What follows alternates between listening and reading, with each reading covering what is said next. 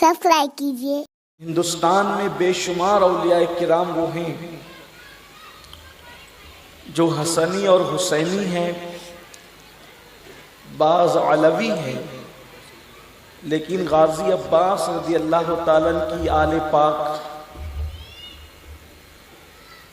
بہت کم اور چیدہ چیدہ نظر آتی ہے۔ اس اعتبار سے ہمیں دلچسپی بھی ہے، اس لیے کہ جو خاندان حسنی حسینی ہوگا وہ جناب عباس کی وفا کو کیسے فراموش کر سکتا ہے؟ یہ بڑی عظیم چیز ہے۔ تو آج اس پاک کا موقع ہے، تو اسی مناسبت سے میں نے ایک آیت کریمہ اور ایک حدیث مبارکہ کا حصہ تلاوت کرنے کا شرف حاصل کیا ہے، تاکہ ہماری قوم کو پتہ چلے کہ ولی کون ہوتے ہیں۔ ہمارے ہاں اہل سنت میں بعض لوگوں کو کم علمی کی وجہ سے بہت بڑی غلط فہمی ہے کہ ولی کا مطلب کیا، یعنی جو قبرستانوں میں یا قبروں پر بیٹھ کر کے چرس پی رہے ہوں گے، بھنگ کھا رہے ہوں گے، جن کے بال بھی شریعت مطہرہ کی حدود سے بہت زیادہ بڑے ہوئے ہوں گے، جن کی ایک انگلی کی بجائے 10 انگلیوں کے اندر انگوٹھیاں ہوگی، نہ نماز کا ٹھکانہ ہوگا، نہ روزوں کا کوئی ٹھکانہ ہوگا، وہ اپنی اپنی اڑگم دڑگم بکواسیں کر رہے ہوں گے، وہی لوگ پہنچے ہوئے اور وہ اللہ کے ولی ہیں۔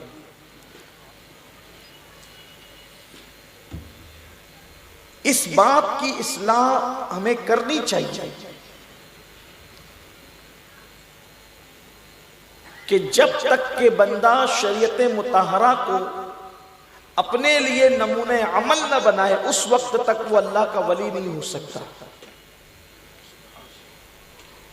معیار ولایت وہ نہیں ہے جو ہم نے متعین کیا ہے، معیار ولایت وہ ہے جس کو اللہ رسول نے قرار دیا ہے۔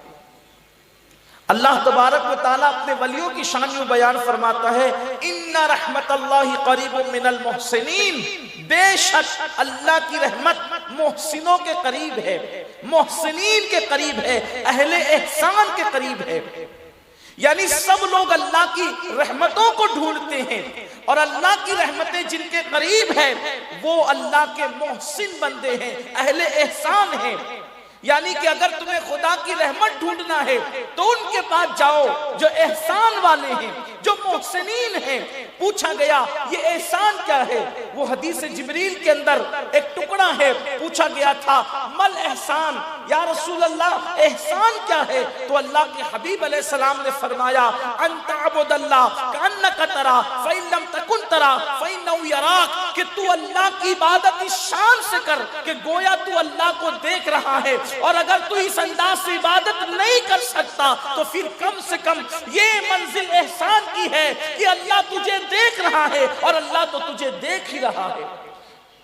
یعنی کہ جس کی زندگی شان سے گزرے کہ اللہ مجھے دیکھ رہا ہے، اللہ مجھے دیکھ رہا ہے، وہ اٹھے تو اس شان سے کہ اچھا یہ ان تعبد اللہ، اس کا ترجمہ کبھی کبھی یہ کر دیا جاتا ہے کہ جب تو نماز پڑھ تو اس انداز سے پڑھ کہ گویا تو اللہ کو دیکھ رہا ہے، حالانکہ یہاں نماز کا ذکر نہیں ہے، ان تعبد اللہ عبادت کا ذکر۔ جب تو عبادت کر،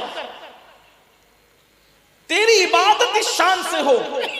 نماز ہم محدود کر دیتے ترجمہ کرتے وقت، لیکن یہاں پر اللہ کے رسول نے عبادت کا ذکر کیا کہ عبادت کرتے اس شان سے۔ یعنی نماز، اگر آپ نے صرف نماز ذکر کی تو روزہ چھوٹ گیا، صدقہ چھوٹ گیا، دوسری عبادتیں چھوٹ گئی، لیکن اگر آپ نے مطلقاً کہا کہ عبادت کر اس شان سے کر، تو اب کیا ہوا؟ مومن کی تو پوری زندگی عبادت ہے۔ حضرت جگر مراد آبادی کہتے ہیں کہ محو تسبیح تو سب ہے مگر ادراک کہاں، محو تسبیح تو سب ہے مگر ادراک کہاں، زندگی خود ہی عبادت ہے مگر ہوش نہیں۔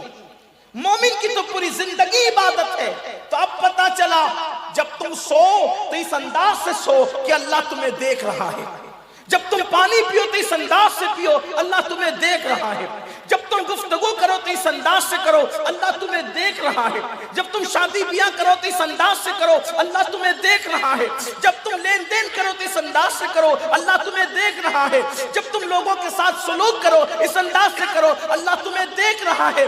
यानी नींद से उठने से लेकर सोने तक की पोजीशन में मोमिन का एक तसव्वुर होगा कि अल्लाह मुझे देख रहा है। और जब इस शान के साथ वो जिंदगी गुजारेगा कि अल्लाह मुझे देख रहा है, तो फिर वो गुनाह कैसे करेगा, वो झूठ कैसे बोलेगा, वो नाप तोल में कमी कैसे करेगा, वो किसी पर बदनिगाही कैसे करेगा, वो किसी का दिल कैसे दुखाएगा, वो हराम लुक्मा कैसे खाएगा, अल्लाह अकबर, वो नमाजों को तर्क कैसे करेगा, वो शराब के अड्डों पर क्यों करके जाएगा, वो बदकारियों के अड्डों पर क्यों करके जाएगा। इसलिए कि उसका ये तसव्वुर है कि अल्लाह मुझे देख रहा है। अगर सीसीटीवी कैमरा मुझे देख रहा है तो इंसान इतना मोहतात हो जाता है। जिस इंसान का ये यकीन हो जाए कि अल्लाह मुझे देख रहा है, उसकी जिंदगी कितनी मोहतात होगी। और जब इस शान से इंसान जिंदगी गुजारेगा तो उसका शुमार मोहसिनीन में होगा, अहले एहसान में होगा। और अहले एहसान की शान ये है, फिर फरमाया जाता है कि मैं उसके हाथ बन जाता हूँ जिससे वो पकड़ता है, मैं उसकी ज़बान बन जाता हूँ जिससे वो बोलता है, मैं उसके कान बन जाता हूँ जिससे वो सुनता है। और कमा काल मेरे प्यारे आका सल्लल्लाहु अलैहि वसल्लम के प्यारे दीवानों, ये औलिया अल्लाह की शान क्या है। बुखारी शरीफ की हदीस है, अल्लाह के रसूल मुस्तफ़ा जान रहमत सल्लल्लाहु अलैहि वसल्लम फरमाते हैं, ये जो तुम्हें रोजी मिलती है, ये जो तुम्हें रोजी मिलती है, ये तुम्हारे कमजोरों के सदक़े में मिलती है। अल्लाह जो तुम्हें रोजी देता है वो तुम्हारे कमजोरों के सदक़े में देता है। फिर यहां बात आई, रोजी का मतलब ये नहीं कि खाना, लुकमा सिर्फ रोजी को नहीं कहते। रोजी जो लोग अरबी जानते हैं उन्हें पता है कि कितनी उसअत रखती है अपने अंदर। जरूरत की हर चीज को रोजी कहते हैं, जरूरत की हर चीज को रोजी कहते हैं। अब पता चला हुजूर अलैहिस्सलातु व तस्लीम की ये शान है कि हुजूर मुख्तसर जुमलों में समुंदरों को कूजे में समेट देते हैं। इरशाद फरमाया, जो तुम्हें रोजी मिलती है वो तुम्हारे कमजोरों के सदक़े में मिलती है, कमजोरों की वजह से मिलती है। यानी पानी बरस रहा है, कमजोरों की वजह से बरस रहा है। अनाज उग रहा है, कमजोरों की वजह से उग रहा है। लिबास मिल रहा है, कमजोरों की वजह से मिल रहा है। सांसें मिल रही है, कमजोरों की वजह से मिल रही है। यानी हर जरूरत तुम्हारी जो पूरी हो रही है वो कमजोरों की वजह से पूरी हो रही है। अब इसकी शरह करते हुए मुल्ला अली कारी लिखते हैं कि ये कौन कमजोर लोग हैं। ये जो बुखारी शरीफ की हदीस है कि तुम्हारे कमजोरों की वजह से तुम्हारी जरूरत पूरी होती है। तुम गुनाह करते हो फिर भी जरूरत पूरी होती है, तुम पाप करते हो फिर भी जरूरत पूरी होती है, तुम अल्लाह की नाफरमानियां करते हो फिर भी जरूरत पूरी होती है। तो वो कौन मुबारक लोग हैं, वो कौन बरकत वाले लोग हैं जिसकी वजह से तुम्हारी जरूरतें पूरी करता है, वो कौन कमजोर है। तो मुल्ला अली कारी एक हदीस के हवाले से लिखते हैं कि वो कमजोर लोग नहीं जिसको तुम जिस्मानी एतबार से कमजोर समझते हो। यहाँ कमजोर से मुराद अल्लाह के वो वली हैं, अल्लाह के वो बरगज़ीदा बंदे हैं कि अल्लाह अकबर, जो इस शान से जिंदगी गुजारते हैं कि अल्लाह अल्लाह।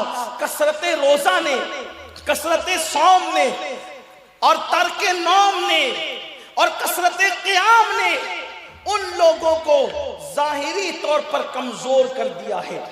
और वो दिल की गहराइयों से शिकस्ता दिली के साथ, टूटे हुए दिल के साथ तुम्हारे लिए अल्लाह की बारगाह में दुआ करते हैं, तो उनके सदक़े में अल्लाह तुम्हारी मुसीबतों को टाल देता है। इजाबतुल गौस अल्लामा शामी का एक मुख्तसर सा रिसाला है। अल्लामा सैयद मोहम्मद इब्न आबिदीन शामी वो अपने रिसाला इजाबतुल गौस में लिखते हैं कि अल्लाह के रसूल अलैहिस्सलाम फरमाते हैं कि मेरी उम्मत के कुछ लोग हैं जिनके सदक़े में तुम जंगों में फतहयाब होते हो। यानी ताकत की कमी के बावजूद मुसलमान जंग जीतता है। बास मकामात ऐसे होते तुम्हें फतह मिलती है, नुसरत मिलती है। अल्लाह के हबीब अलैहिस्सलाम ने अपने ज़ाहिरी दौर में फरमाया था कि तुम लोग जंगे जीतते हो, ऐसे कुछ लोग हैं उनकी बरकत से तुम जंगे जीतते हो, उनकी वजह से बारिश बरसती है, ان کی وجہ سے مصیبتیں دور ہوتی ہے، ان کی وجہ سے تکلیفیں ٹالی جاتی ہے، ان کی وجہ سے بلائیں ٹالی جاتی ہے۔ صحابہ نے پوچھا حضور وہ کون لوگ ہیں؟ تو میرے آقا فرماتے ہیں ان کو ابدال کہا جاتا ہے۔ ابدال یہ اولیاء کی ایک قسم ہے۔ لوگ کہتے ہیں ولیوں سے کیا ملتا؟ سید الانبیاء بیان کر رہے ہیں کہ ولیوں کے وجود کے صدقے میں مصیبتیں دور ہوتی ہے، اور جس کی وجہ سے مصیبت دور ہو اس کو مشکل کشا کہتے ہیں۔ حدیث بتا رہی ہے کہ اللہ کے ولی مشکل کشا ہیں، اللہ کے اولیاء مشکل کشا ہیں، اور پھر ان کا ذکر حضور نے فرمایا ان کو ابدال کہتے ہیں۔ ابدال۔ اب یہاں سے مضمون شروع ہوتا ہے۔ پھر صحابہ نے پوچھا حضور یہ ابدال آدمی کیسے بنتا ہے؟ اس لیے کہ بنے گا تو ہم ہی میں سے انسان ہی ہوگا وہ ابدال میں جو ہوگا، اصل میں وہ بدل ہے، اس کی جمع کو ابدال کہتے ہیں۔ ان کو بدل اس لیے کہتے ہیں کہ ایک اگر کھسکتا ہے تو اس کی جگہ دوسرا لے لیتا ہے، دوسرا کھسکتا ہے اس کی جگہ تیسرا لے لیتا ہے۔ اور اولیاء کی بڑی تعداد ہوتی ہے، ہزاروں کی تعداد میں اولیاء ہوتے ہیں، لیکن ابدال صرف 40 ہوتے ہیں ہر دور میں۔ ان کی تعداد محدود ہے، یعنی یہ نشستیں محدود ہے۔ کتنا بڑا عہدہ ہے ابدال کا کہ یہ نشستیں محدود ہیں۔ اللہ اکبر، ہزاروں اولیاء ہوں گے، لاکھوں اولیاء ہوں گے، لیکن ابدال ان میں صرف، اور ان ابدال میں جو غوث ہوگا، جو پوری کائنات کے ولیوں کا سردار ہوگا ہر دور میں، وہ صرف ایک ہوگا۔ حالانکہ اسی کو قطب بھی کہتے ہیں، اسی کو قطب بھی کہتے ہیں، لیکن وہ ایک ہی ہوتا ہے ہر دور میں۔ مطلقاً جسے قطب کہتے ہیں وہ ایک ہوتا ہے، لیکن بعض لوگ شیخ محی الدین ابن عربی کہتے ہیں کہ اس کے اندر کچھ توسیع کرتے ہوئے جو شہر کا سب سے بڑا ولی ہوتا ہے اس کو بھی قطب کہہ دیتے ہیں، کچھ قید کے ساتھ۔